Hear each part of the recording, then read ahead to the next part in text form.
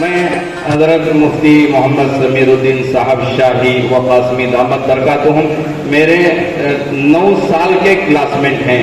زمانے فارسی سے لے کر ہفتم تک 8 سال ماشاءاللہ ایک ہی کلاس میں ہم دونوں ساتھی رہے. پھر دارالعلوم دیوبند میں بھی ہم لوگ دونوں کا داخلہ الحمدللہ دارالعلوم دیوبند میں ہوا. دونوں ساتھ مل کر دارالعلوم دیوبند میں بھی ہم نے پڑھا. تقریباً 8-9 سال مل کر ہم رہے. بہت ساری خوبیوں کے حضرت مفتی صاحب مالک ہیں. وقت کی نزاکت کو سامنے رکھتے ہوئے بیان نہیں کر سکتے، لہٰذا حضرت مفتی صاحب سے بڑے ہی ادب کے ساتھ میں درخواست کرتا ہوں کہ وقت کی نزاکت کو سامنے رکھتے ہوئے، ویسے آپ کو ہم بذریعے فون 1 گھنٹہ بیان کرنا ہے بتایا تھا، لیکن وقت کی نزاکت کو سامنے رکھتے ہوئے 15 منٹ کٹ کر کے پونا گھنٹہ آپ کو دیا جا رہا ہے. آپ اس مختصر وقت میں سمندر کو کوزے میں سمونے کی کوشش کریں. حضرت مفتی صاحب سے درخواست ہے اپنا پرمسط خطاب کے ذریعے سے ہم تمام کے قلوب کو منور فرمائیں.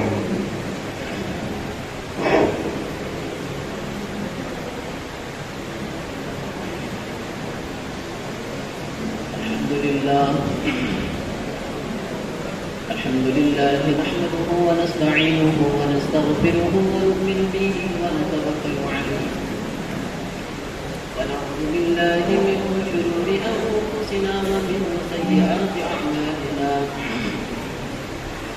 ونعوذ بالله من شرور أنفسنا ومن سيئات أعمالنا من يهد الله فلا مضل له ومن يضلله فلا هادي له ونشهد أن لا إله إلا الله وحده لا شريك له ونشهد أن سيدنا ونبينا وحبيبنا وشفيعنا ومولانا محمدا عبده ورسوله.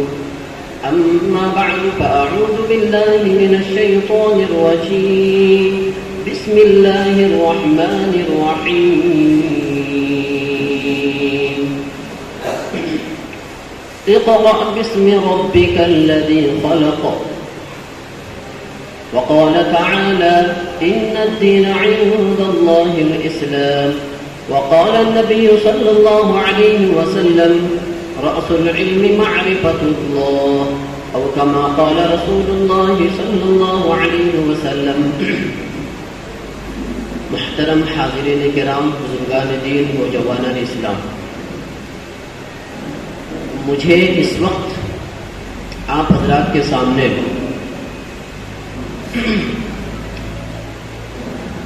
کوئی لچھے دار تقریر کرنا نہیں ہے.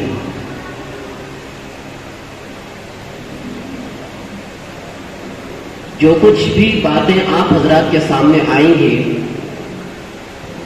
اس کو آپ براہ کرم سرسری نگاہوں سے جلسے کی تقریر مت سمجھنا،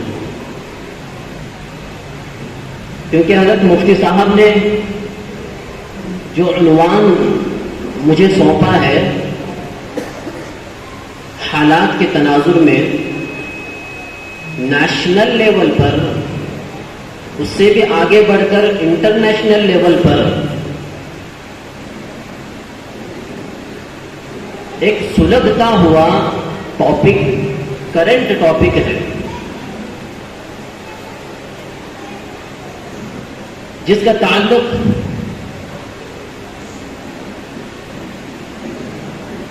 آنے والی نئی نسل، مسلمان قوم، مسلمان کی نئی نسل کا ہے.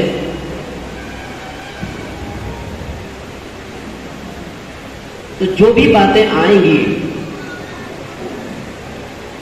میں ابھی سے آپ حضرات کے خدمت میں گزارش کرتا ہوں کہ ان تمام باتوں کو بہت ہی غور و خوض کے ساتھ سنیں. میں یہ نہیں چاہتا کہ آپ شعلے دار بیان کو سنیں اور آپ واہ واہ کرتے ہوئے جائیں کہ ماشاءاللہ مفتی صاحب نے تو لچھے دار اور تھراتے ہوئے بیان کیا اور جو ہے جلسہ بہت فتح یاب ہوا ہے.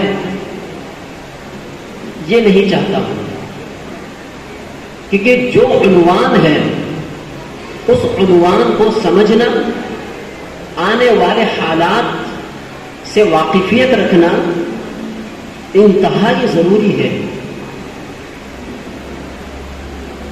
ورنہ اگر جو اب آنے والی جو باتیں ہیں اس کو اگر ہم خدا نہ خواستہ نہیں سمجھیں گے تو ہو سکتا ہے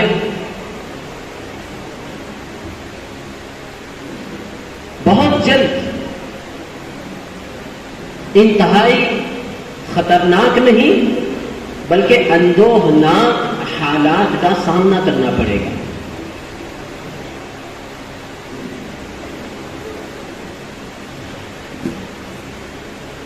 حضرت مفتی صاحب نے جو کچھ بھی باتیں کہی اور حضرت مفتی صاحب نے مجھے موقع دیا کہ ان سلگتے ہوئے حالات کو آپ حضرات کے سامنے رکھنے کے لیے میں ان کا بہت بڑا شکر گزار ہوں. یہ ان کا بہت بڑا بڑپن ہے. ویسے میں ایک چھوٹا سا کارندہ ہوں رحمان فاؤنڈیشن کا اور خادم ہوں ہمارے مدرسے کا. تو میں یہ ساری کی ساری باتیں نہ کرتے ہوئے ڈائریکٹ ٹاپک پر آتا ہوں. دیکھیے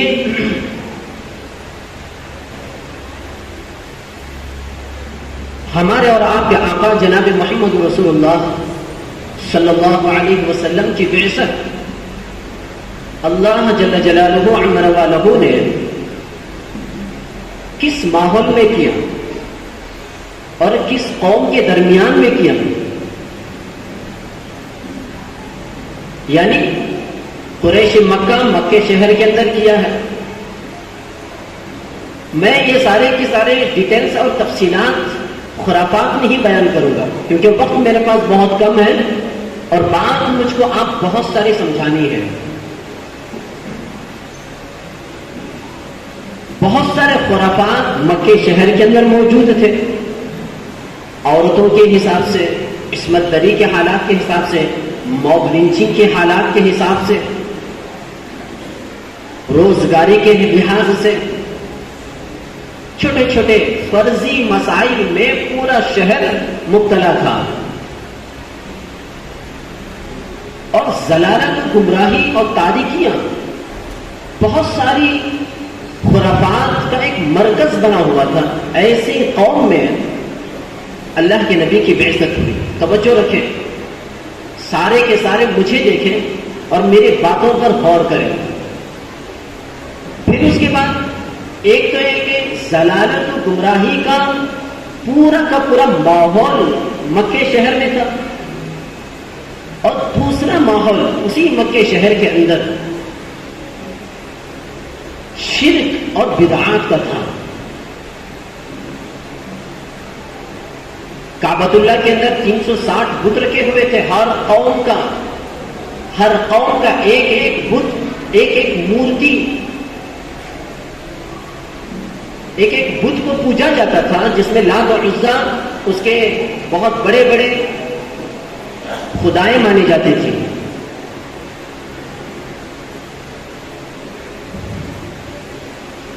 تو شرکیہ ماحول ایک طرف اور دوسری طرف ضلالت و گمراہی کا ماحول تھا.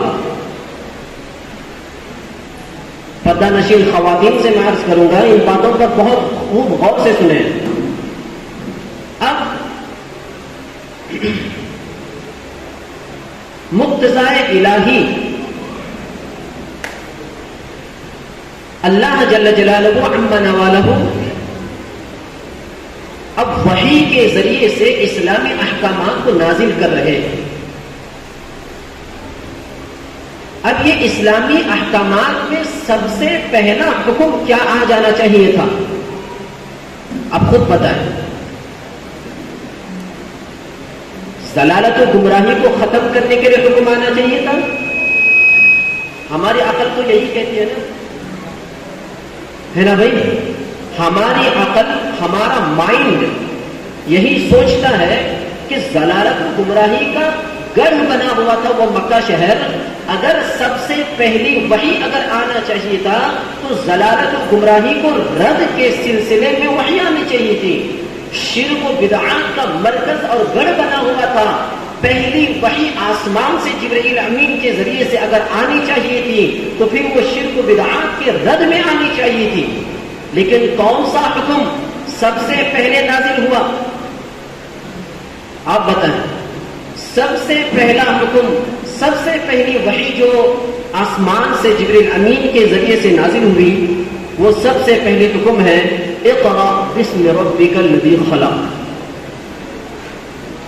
یعنی یہ نہیں کہا کہ شرک و بدعات سے بچے رہو اور یہ ضلالت و گمراہی میں مت پڑے رہو اور خدا کی طرف آؤ، یہ حکم نہیں، بلکہ یہ کہا گیا تم ان سارے چیزوں کو بعد میں سب سے پہلے تعلیمی سلسلے میں، تعلیمی میدان میں کود جاؤ اور اس میں سرے دست حاصل کرو، اس میں مضبوطی حاصل کرو، اس میں سرے فہرست رہو. اقرا کا مطلب یہ ہے سب سے پہلی وحی یہ آئی. اور اب شارحین نے یہ بات لکھی ہے پہلی وحی کیوں آئی، پہلی وحی کیوں آئی یہ اقرا کے سلسلے میں، تعلیم کے سلسلے میں. اس کی وجہ سب سے بڑی یہ ہے کہ آدمی اگر ایجوکیٹڈ ہو جاتا ہے، آدمی اگر جاہل نہیں رہتا بلکہ اہل علم میں اس کا شمار ہوتا ہے، چاہے وہ دنیاوی ہو چاہے دینی ہو، عصری تعلیم ہو، گریجویشن کر لے پوسٹ گریجویشن کر لے، آدمی تعلیم ہی کے ذریعے سے، کیونکہ تعلیم کا بہت بڑا خاصہ یہ ہے تعلیم کے ذریعے سے انسان صحیح اور غلط کو پہچان سکتا ہے. پہلی وحی اقرا تعلیم کے سلسلے میں آنے کی بڑی وجہ یہی ہے کہ آدمی سمجھ سکتا ہے کہ یہ غلط ہے، ظلم نہیں کرنا چاہیے، آدمی کو مظلوموں کا ساتھ دینا چاہیے، انصاف کا بول بالا کرنا چاہیے. تعلیم ہی کے ذریعے سے آدمی یہ سمجھ سکتا ہے کہ شرک نہیں کرنا چاہیے، اللہ کی وحدانیت میں کسی کو شریک نہیں کرنا چاہیے. اب آگے میں آپ کو اور بتاتا ہوا چلوں، توجہ رکھیں. اب اسلام کے ذریعے سے چونکہ جاہلیت اولیٰ میں قوم مبتلا تھی اور اسلام جیسے ہی آیا امت جاہلیت اولیٰ سے نکل کر ایک نئی تہذیب، نئی تمدن، ایک نیا سلیقہ، ایک نیا دین ان کو ملا، پوری دنیا کو ملا. اور یہ نئی بہار جو پوری دنیا کے اندر آئی اسلام کے ذریعے سے، یہ بہت پازیٹو ثابت ہوئی، بہت سائنٹیفک ثابت ہوئی، بہت ترقی یافتہ ثابت ہوئی. اتنی ترقی ہوئی عام طور پر یوں سمجھا جاتا ہے کہ اللہ کے نبی کی بعثت کے بعد صرف ساری دنیا میں روحانی انقلاب آیا، یوں ہی سمجھا جاتا ہے، روحانی انقلاب ساری دنیا میں آیا. لیکن یہ ہماری غلط سوچ ہے، یہ ہم غلط فہمی کا شکار ہیں. اللہ کے نبی کی بعثت کے بعد صرف روحانی انقلاب نہیں بلکہ مادی انقلاب بھی آیا. سمجھے سارے کے سارے ان چیزوں کو. اللہ تعالیٰ نے کیوں یہ ٹیکنیکل ترقیات، مادی ترقیات کو اللہ کی نبی کی بعثت کے بعد کیوں رکھا؟ ٹیکنیکل ترقیات جو سائنس ترقی کرتے کرتے آسمان چاند تک پہنچ چکی ہے، یہ حضور کی بعثت کے بعد کیوں ہوا؟ پہلے کیوں نہیں ہوا؟ حضور کی بعثت سے پہلے چونکہ دنیا 50,000 سال سے قائم تھی، اس وقت کیوں نہیں ہوئی یہ ترقی؟ سائنس کی ترقی کیوں نہیں ہوئی؟ یہ ٹیکنیکل ترقی کیوں نہیں ہوئی؟ اللہ کے نبی کی بعثت کے بعد ہوئی. کیوں ہوئی؟ اس کی وجہ یہ ہے کیونکہ ساری دنیا میں شرک کا بول بالا تھا، اور شرک میں ہر مخلوق انسان یوں سمجھتا تھا کہ میں چھوٹا ہوں اور ساری کی ساری مخلوقات بڑی ہیں. یہ پوائنٹ کو نوٹ کریں. میں اسی لیے کہہ رہا ہوں بار بار باتوں کو خوب غور سے سنیں. اس کو جلسے کی تقریر مت سمجھیں, لچے دار تقریر مت سمجھیں. خوب غور سے سنیں ان باتوں کو, اور بہت کام کی باتیں آپ حضرات کے سامنے مجھے رکھنی ہے.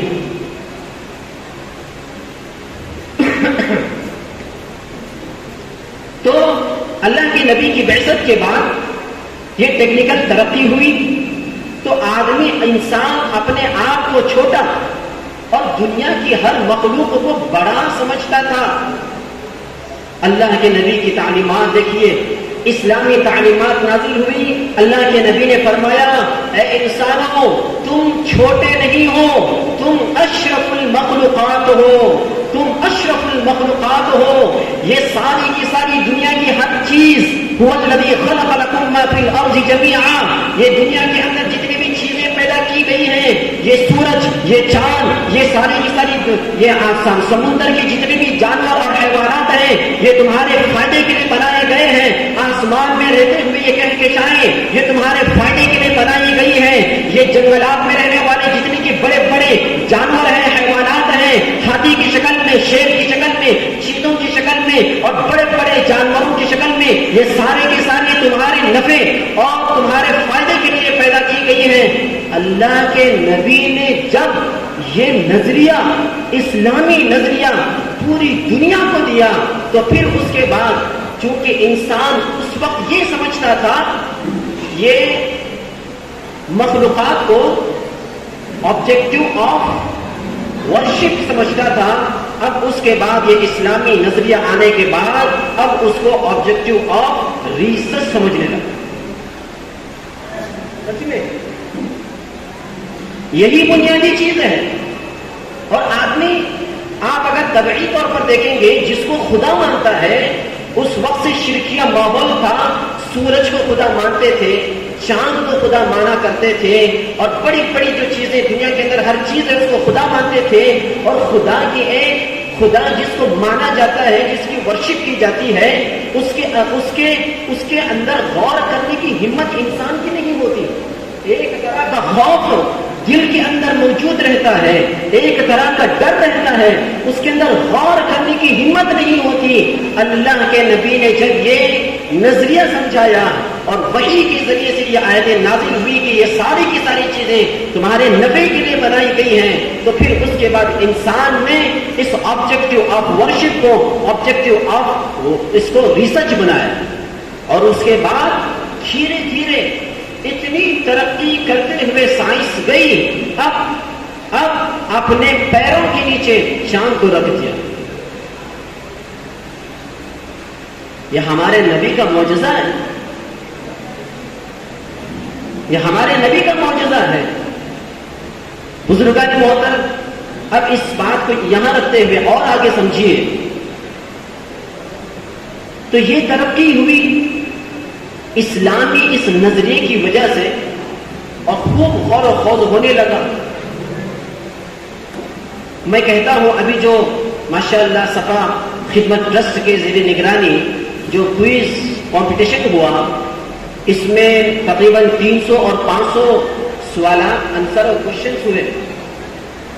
میں کہتا ہوں کہ چونکہ یہ مادی ترقیات جو ہوئی ہے یہ حضور کی بعثت کی وجہ سے ہوئی, آئندہ جب کوئی کوشچن رکھا جائے تو اس سلسلے میں بھی کوئی کوشچن رکھا جائے کہ سب سے پہلے ایگریکلچر کس نے سکھایا, سب سے پہلے کنسٹرکشن کا کام سول انجینئرنگ کس نے سکھائی, سب سے پہلے یہ مادی ترقیات میں غور و خوض کرنے میں, ریسرچ سینٹر قائم کرنے میں, جو کہ بیت الحکمت بغداد کے اندر بہت بڑا ریسرچ سینٹر قائم ہو گیا تھا سب سے پہلے.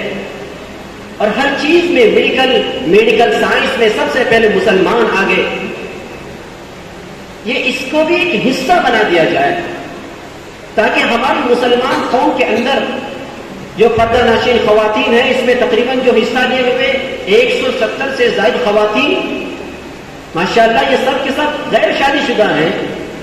ان کو بات معلوم ہو جائے ابھی سے کہ مسلمان کتنے اتنا پاورفل تھا پہلے کہ میڈیکل سائنس میں سب سے پہلے آگے، جو انٹرنیشنل لیول پر جو میڈیکل سائنس اور میڈیکل لائن میں جو کتابیں پڑھائی جاتی ہیں، یہ کس سے اخذ کی گئی ہے کہ خوب غور و خوض کے بعد، مطالعے کے بعد معلوم کیا جائے پہلے اس کا نام کیا تھا، پھر کس سن میں اس کا نام تبدیل کیا گیا۔ یہاں ڈاکٹر حضرات موجود ہیں، یہ سب جانتے ہیں ماشاءاللہ۔ کون کون سی کتابیں مسلمانوں سے لی گئی؟ ابھی بھی انگلینڈ کے اندر جو کتابیں پڑھائی جاتی ہے یوروپین کے اندر، وہ سب مسلمانوں سے لی گئی، اگرچہ کہ نام تبدیل کیا گیا۔ بہت ساری ایسی کتابیں ہیں، تو یہ بھی ایک پیوریفیکیشن کا ایک حصہ بنا دیا جائے تاکہ ہمارے مسلمان قوم، مرد اور عورتوں کے اندر، خواتین کے اندر ہمت پیدا ہو جائے کہ میں بھی خلیفہ مامون کے جیسا بنوں، کہ میں بھی مسلمان سائنسدان کے ذریعے کے جیسا میں بنوں، میں بھی بیت الحکمت جو بغداد کے اندر پوری دنیا جس کی محتاج کی اور وہاں آ کر کے سیکھی، میں بھی اس طرح کا ایک سینٹر قائم کروں۔ یہ ہمت اور یہ جوان مردی اور جرأت مندی پیدا ہو جائے۔ اب جب یہ ساری کی ساری ہمارے سامنے باتیں آئیں گی تبھی تو ہمت آ سکے گی، تبھی تو ہمت آ سکے گی۔ بہرحال تو یہ چیزیں میں درخواست کروں گا صفا خدمت ٹرسٹ والوں سے، ان کے والنٹیئر سے، پریزیڈنٹ آف صفا خدمت ٹرسٹ سے بھی گزارش کروں گا اس کو بھی ایک حصہ بنا دیا جائے، اور پھر آپ آگے اور سمجھیے۔ تو یہ ترقیات اس طرح بڑھتے بڑھتے ترقی کی طرف گامزن ہوئی، اور مسلمانوں کو قیادت عالمی سطح پر، انٹرنیشنل سطح پر 1000 سال تک حاصل ہوئی، تقریباً عالمی سطح پر۔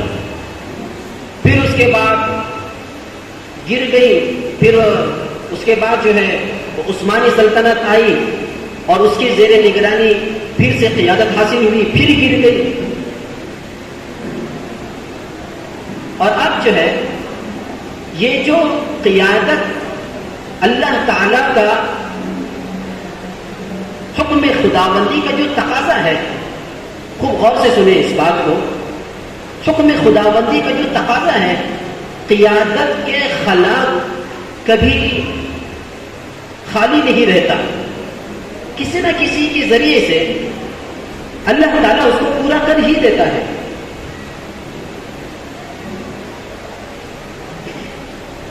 وقت ختم ہو رہا ہے، میں اپنی بات کو سمیٹ لیتا ہوں، بہت ساری اور باتیں تھیں آپ حضرات کے سامنے بتانے کی۔ تو اللہ تعالیٰ نے مسلمانوں سے قیادت کو چھین لیا، اور یہ اللہ کا کرم ہوا ہے۔ حقیقت میں جو قیادت مسلمانوں سے عالمی سطح پر ہو یا پھر یہ کہ ہندوستانی سطح پر ہو، ہمارے ملک کی سطح پر ہو، یہ جو چھین لیا گیا ہے، یہ حقیقت میں اللہ کا کرم ہوا ہے، اللہ کا کرم ہوا ہے، کیونکہ تمام دنیا کے علماء اور تمام مسالک کے فقہاء کا اس بات پر اتفاق ہے کہ قیادت، سلطنت، حکومت، گورنمنٹ کفر و شرک کے ساتھ تو چل سکتا ہے لیکن ظلم کے ساتھ کبھی نہیں چل سکتا، ظلم کے ساتھ کبھی نہیں چل سکتا۔ تو جو چھین لیا گیا کہ ایسے اس وقت میں حالات تھے، ظلم و ستم ہو رہے تھے، غداری اپنے عروج پر تھی، لہذا اس کے بعد ہونا چاہیے تھا جو حکم خداوندی کا تقاضا تھا وہی ہوا۔ اب اس کے بعد چونکہ یہ خلا ہوا قیادت کا، تو اس کے بالمقابل یہ قیادت سنبھالنے کی جو صلاحیت اور سکل موجود تھی، یہ سکل یہ یورپین کے اندر موجود تھی۔ اللہ تعالیٰ نے ان کو یہ سونپ دیا اور ایک عرصے تک چلی رہی۔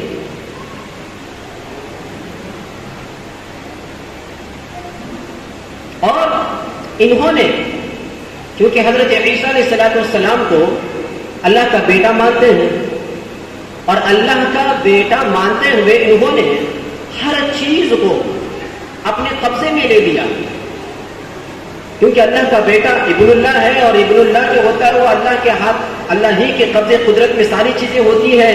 لہذا حضرت عیسیٰ فرزند ہونے کے ناطے ان کے ہاتھ میں ساری کی سارے چیزیں ہونی چاہیے، قبضے میں ہونی چاہیے. تو اس حساب سے انہوں نے ہر چیز کو اپنے قبضے میں رکھ دیا، چاہے وہ اکنامک سسٹم ہو، چاہے وہ ایجوکیشن سسٹم ہو، چاہے وہ ڈیولپمنٹ سسٹم ہو، جو بھی ہو ایک عرصے تک چلتا رہا. لیکن اس کے بعد اب مظاہرے ہو رہے ہیں ان کے خلاف میں، ان کے اگینسٹ میں، کہ ہمیں یہ نہیں چاہیے. اور پلے کارڈ پر انہوں نے یہ لکھ دیا باقاعدہ، یہ اسرائیل میں بہت بڑا ہوا تھا، اسرائیل کی بات میں کر رہا ہوں، وہاں کے عوام ایک تاریخ ہوگا، ایک بہت بڑا مظاہرہ 3 سال پہلے ہوا تھا، اور انہوں نے پلے کارڈ کے اوپر یہ بات لکھی ہوئی تھی.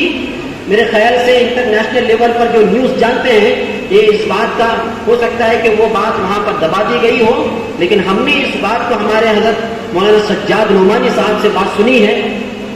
پلے کارڈ پر انہوں نے یہ بات لکھی تھی، وی وانٹ ایک شریعہ اکنامک سسٹم. اسرائیل کے اندر کی بات میں کہہ رہا ہوں. اور پھر امریکہ کے اندر وہاں بھی اسی طرح کا پروٹیسٹ. تو اس سے یہ بات ثابت ہوتی ہے کہ جن کے ہاتھ میں اب قیادت ہے عالمی سطح پر، یہ لوگ، ان سے بھی ساری کی سارا عالم، ساری کی ساری دنیا تنگ آ چکی ہے. یہ بات ثابت ہوتی ہے. اب اس بات کو وہیں پر رکھیں، اب ہمارے ملک کی سطح پر آ جائیں، نیشنل لیول پر آ جائیں، کیونکہ میرے پاس وقت بہت کم ہے.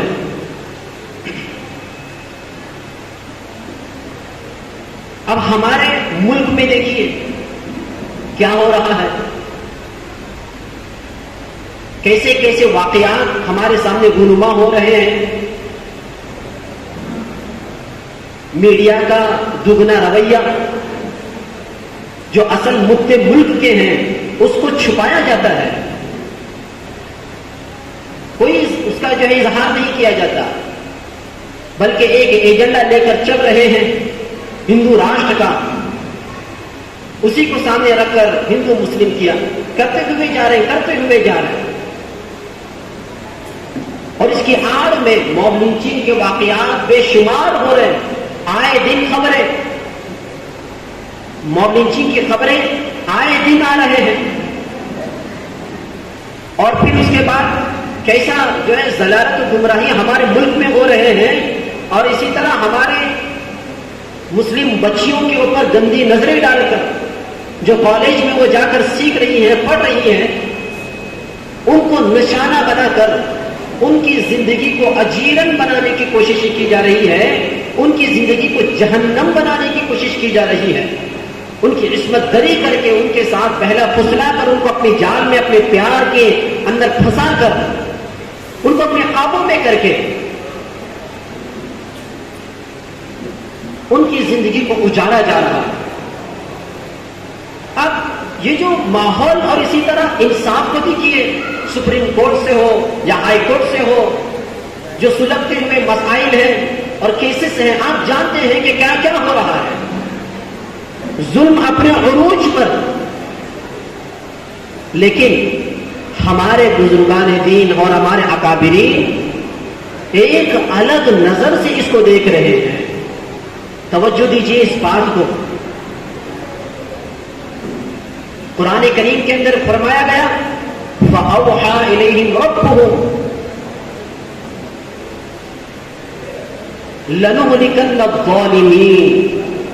حضرت موسیٰ علیہ السلام کو وحی نازل کی گئی اس وقت میں، جو کچھ بھی ظلم ہو رہا ہے ہم ان ظالموں کا خاتمہ کر دیں گے. صرف قرآن کی اس آیت پر آپ غور کریں کیا ہونے والا ہے. میں یہی بات میرے پورے بیان کی اور پورے گفتگو کا لب لباب ہے. میں پردہ نشین خواتین کو بھی اس بات کو خوب غور سے سمجھنے کی درخواست کرتا ہوں. لَنُغْلِقَنَّ الظَّالِمِينَ فَأَوْحَىٰ إِلَيْهِمْ رَبُّهُمْ. تو یہ وحی نازل ہوئی کہ ہم ظالموں کا خاتمہ کریں گے. یہاں یہ دیکھیے یوں نہیں کہا گیا لَنُغْلِقَنَّ الْكَافِرِينَ، کافروں کا خاتمہ کریں گے، یوں نہیں کہا گیا. اللہ نہ کرے یہ چند اسلام دشمن عناصر اور فسطائی طاقتیں جو ہندو سنگٹھن چلا رہے ہیں، جو ملک کے دشمن ہیں اور ہندوتو کے نام پر یہ ملک کو کمزور کرتے ہوئے جا رہے ہیں، ان کچھ لوگوں کو دیکھتے ہوئے خدا نہ خواستہ ہمارے دل کے اندر اس ہندو قوم کی نفرت تو نہیں آ رہی ہے. ہندو قوم محبت بھری قوم ہے، ہمیں ان کو نفرت کرنے کا اسلام نہیں سکھاتا، بلکہ ان سے محبت کرنے کا اسلام ہم کو سکھاتا ہے. لَنُغْلِقَنَّ الظَّالِمِينَ، اسی وجہ سے اللہ تعالیٰ نے کہا ہم ظالموں کو ٹھکانے پر لگائیں گے، ظالموں کو ہلاک کریں گے، کفار کو نہیں.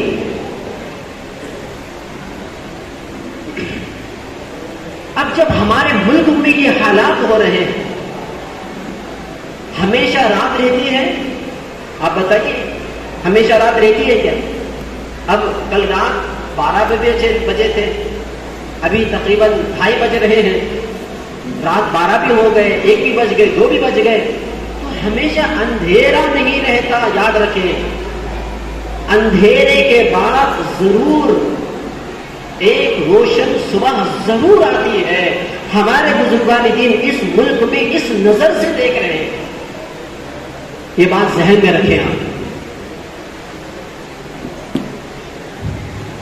اندھیرے کے بعد ضرور صبح ہوگی، اور جب یہ صبح ہوگی، اب میری بات کو توجہ سے سنیں، صبح ہوگی تو کیا ہمارے اندر اب یہ آپ یوں مت سمجھیں کہ ماشاءاللہ مفتی صاحب جو ہے کیسی جو ہے گڈ نیوز سنا رہے ہیں، یہ کچھ نہیں ہونے والا، صبح ہونے والی ہے، سب ختم ہونے والا ہے. آپ جو ہے خوش فہمی میں نہ رہیں، خوش فہمی میں نہ رہیں کہ کچھ ہونے والا نہیں ہے، سب کچھ ٹھیک ہونے والا ہے، چلو کھانا کھا لو، بریانی کھا لو، بس مزے میں سو جاؤ. ایسا نہیں ہے. بلکہ اب جو میں اس کے بعد کہنے جا رہا ہوں، اب اس کو سن کر آپ انا للہ پڑھیں. اب دیکھیے جب اندھیرے کے بعد صبح ہوگی تو پھر یہ خلا رہے گا، اس قیادت کا خلا رہے گا. اب اس خلا کو کون پر کرے گا؟ یہ بات ذہن میں رکھیں. ہمارے پاس ایجوکیٹڈ لوگ موجود ہیں. میں سوال کر رہا ہوں، کیا ہمارے پاس گریجویٹ لوگ موجود ہیں؟ کیا ہمارے پاس پی ایم بننے والے لوگوں کی صلاحیت موجود ہے؟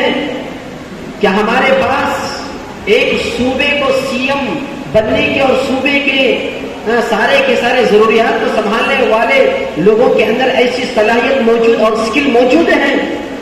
ہیلتھ ڈپارٹمنٹ پورے ملک کی سطح پر چلانے والے لوگوں کی اندر جو صلاحیت ہونی چاہیے وہ صلاحیت مند لوگ موجود ہیں ہمارے پاس. اب بولو، ملک کو چلانے کے لیے جو چیزوں کی ضرورت پڑتی ہے، کیا اس طرح کے سارے اس صلاحیت مند لوگ ہمارے پاس موجود ہیں؟ آپ بتائیے. اب میں اس سے یہ نہیں کہہ رہا ہوں کہ صرف ایجوکیٹڈ نہیں چاہیے ہم کو تربیت یافتہ ایجوکیٹڈ چاہیے. یہ بات ذہن میں رکھیں، تربیت یافتہ ایجوکیٹڈ چاہیے ہم کو، ورنہ ایجوکیٹڈ لوگ بہت موجود ہیں. آج دیکھیے ہمارے ملک میں جو سکیم ہو رہے ہیں روزانہ، یہ جو سکیم کرنے والے ہیں یہ کون لوگ ہیں؟ یہ بہت بڑے بڑے ایجوکیٹڈ لوگ ہیں،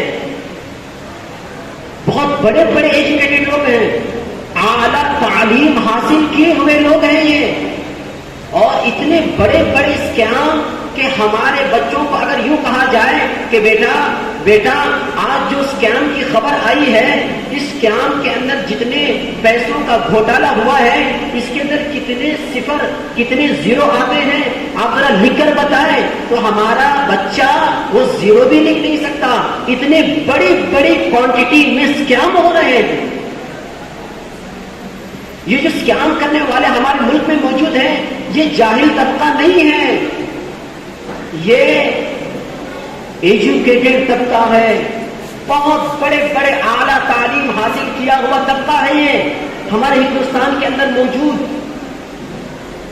تو میں اپنے درد دل سے آپ کو کہہ رہا ہوں، ہمارے بچوں کے اندر جو ابھی مسلم خواتین ہمارے ماشاءاللہ جو کچھ بھی سنائی ہیں، اور 170 سے زائد مسلم خواتین جو غیر شادی شدہ ہیں اور ابھی تعلیم کے سلسلے میں وہ آگے جا رہی ہیں، اور ہمارے مسلمان نوجوان ماشاءاللہ جو ابھی تعلیم حاصل کر رہے ہیں، میں ان کو یہ کہہ رہا ہوں، ہمیں صرف ایجوکیٹڈ نہیں بلکہ ہمیں اسلامی ذہن رکھنے والا ایجوکیٹڈ طبقہ چاہیے، اسلامی ذہن رکھنے والا تعلیم یافتہ گریجویٹ، تعلیم یافتہ پوسٹ گریجویٹ کی ہمیں ضرورت ہے، یاد رکھیں، ورنہ کیا ہو جائے گا؟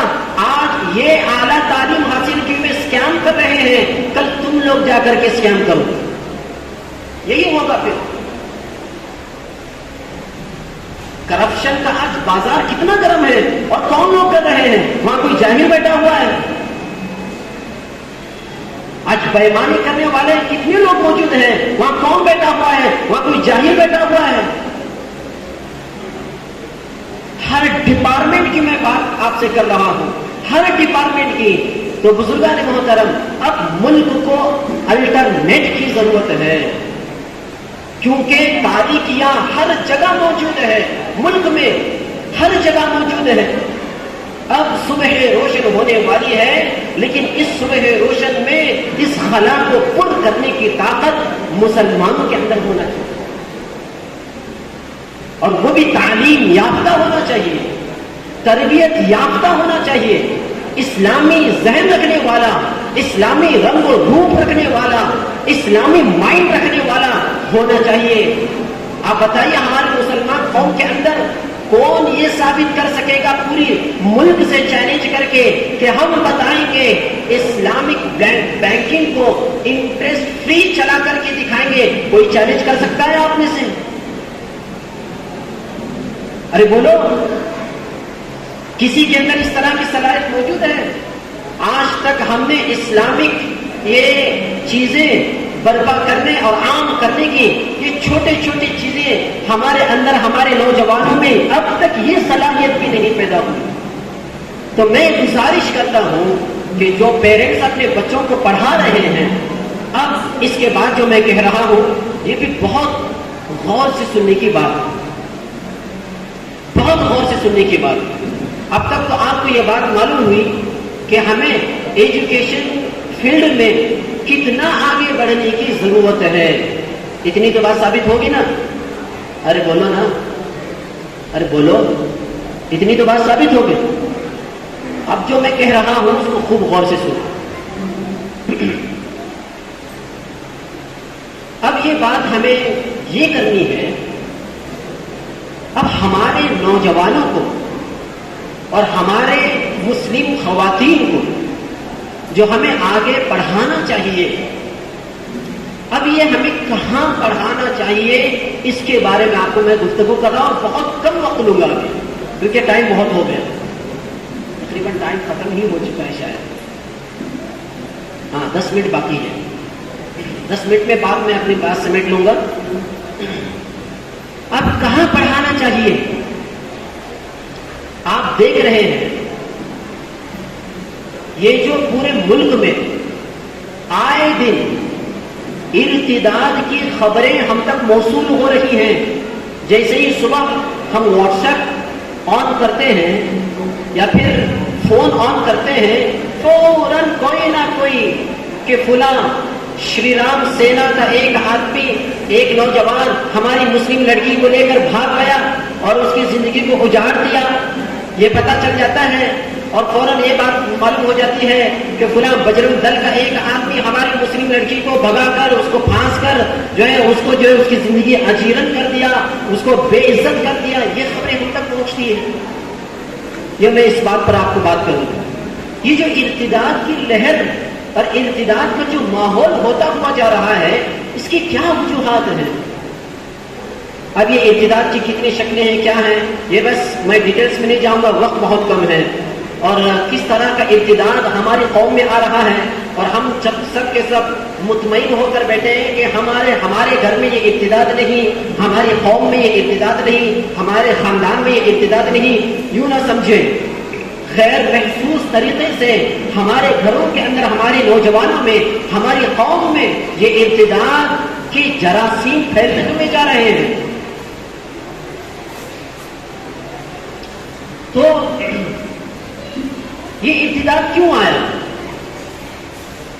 ये इर्तिदाद इस वजह से आया कि जिन जगहों में और जिन प्लेस में और जिन इंस्टीट्यूशन के अंदर आप अपने बच्चों और अपनी औलाद को पढ़ाने के लिए भेज रहे थे, वहां का सिस्टम बिल्कुल इर्तिदाद को पैदा करने वाला है। मैं इसका हल भी आप हजरात के सामने रखूंगा, सिर्फ खराबियां नहीं बयान करूंगा, इसका हल भी आप हजरात के सामने रखूंगा और वो हल हर जगह मुमकिन है। आप बेहिम्मत ना हो, हम इस वक्त में ये काम करने के हैं।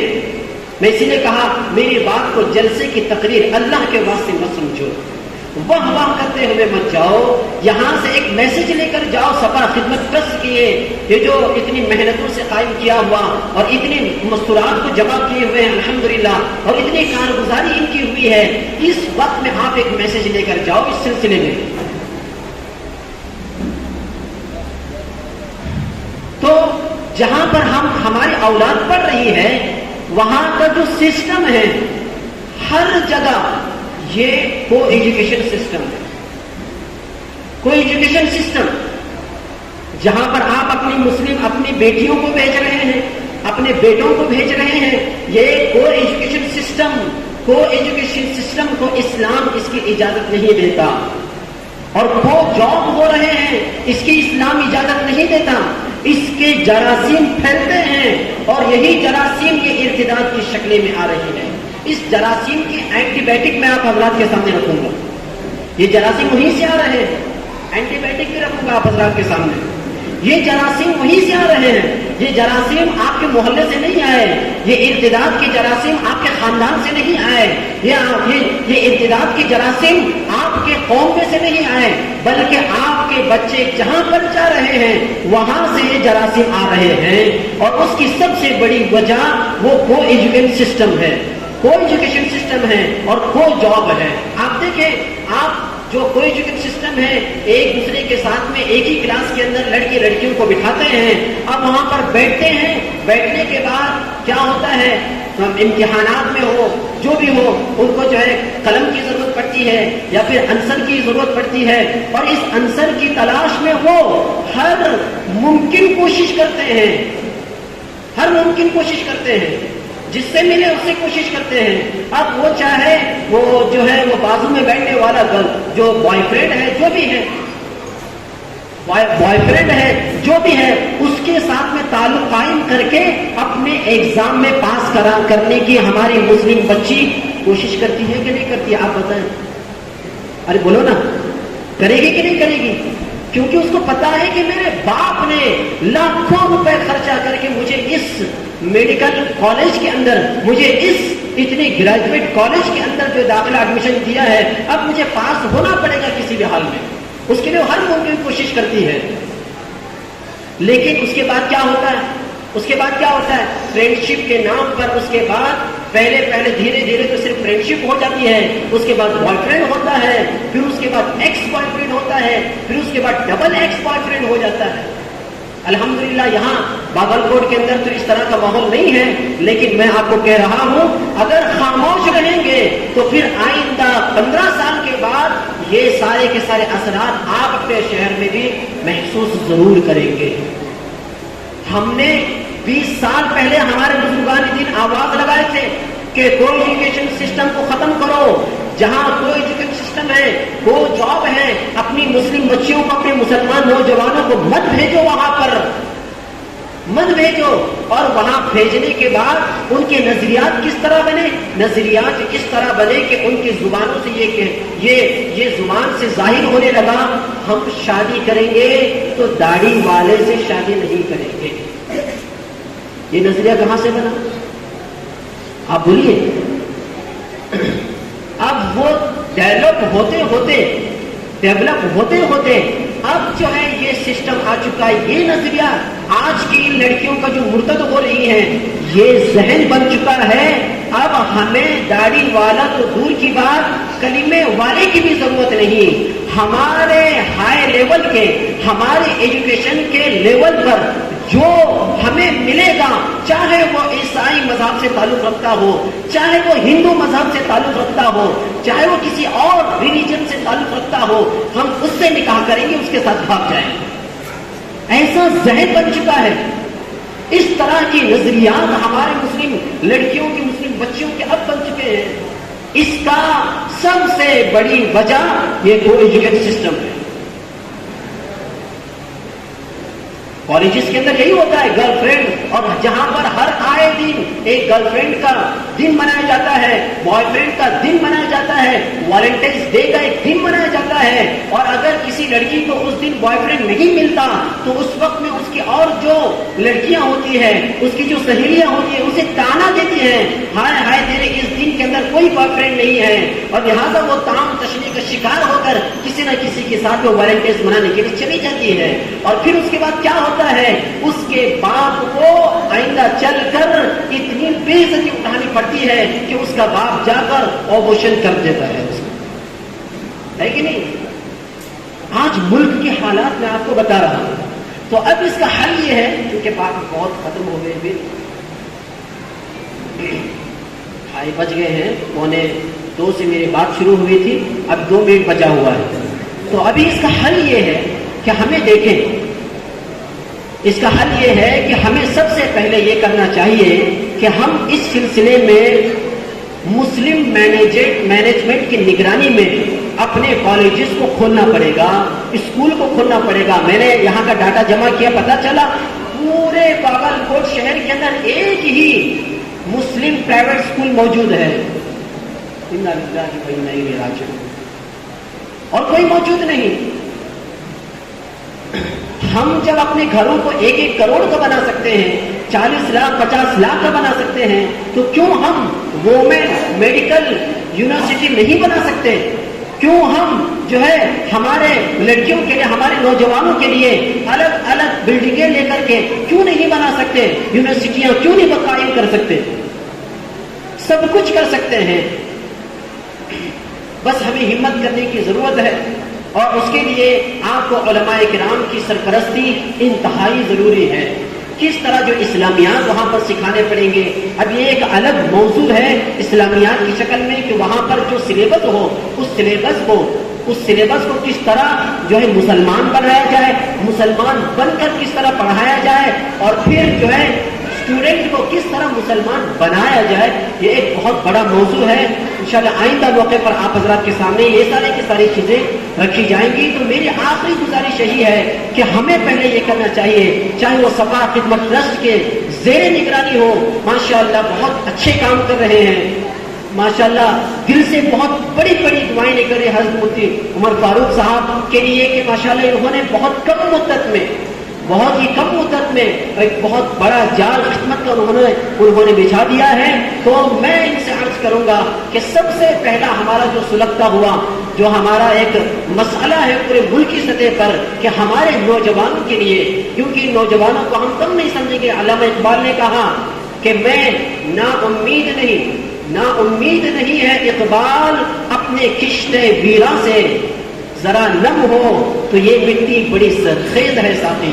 ماشاءاللہ ہمارے نوجوانوں کے اندر بڑی بڑی صلاحیت موجود ہے، ماشاءاللہ قائم کریں گے، بہت زیادہ ترقی ہو جائے گی. اور یہی ہمارے بچے، کیونکہ ایجوکیشن کے ذریعے سے ہم اپنے بچوں کو اپنے اسلامی نظریات کے حساب سے بنا سکتے ہیں اور پھر بگاڑ بھی سکتے ہیں ایجوکیشن ہی کے ذریعے سے. میری یہی بات ختم کر دیتا ہوں. دعا فرمائے اللہ تعالی ہم تمام کو ان باتوں پر عمل کرنے کی توفیق عطا فرمائے. آمین. وآخر دعوانا ان الحمد للہ رب العالمین.